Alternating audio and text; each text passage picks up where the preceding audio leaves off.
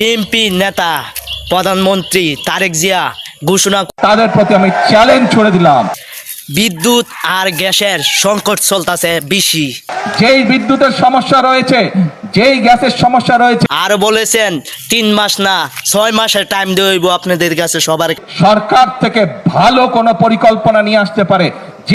আর বিশেষ কারণ হইল বিএনপি তারেক জিয়া যাতে যেই বিদ্যুতের সমস্যা রয়েছে, যেই গ্যাসের সমস্যা রয়েছে, বলেছেন 3 মাস না 6 মাসের টাইম দেব আপনাদের। 3 মাসের মধ্যে, বাদ দেন 3 মাস, আরো 3 মাস আমি তাদেরকে দিলাম, যদি 6 মাসের মধ্যে তারা সমস্যার সমাধান করতে। আরে 3 মাস বা 6 মাসের টাইম দেব, এই 6 মাসের ভিতরে যে বিদ্যুৎ আর গ্যাসের সমাধান করতে পারবো।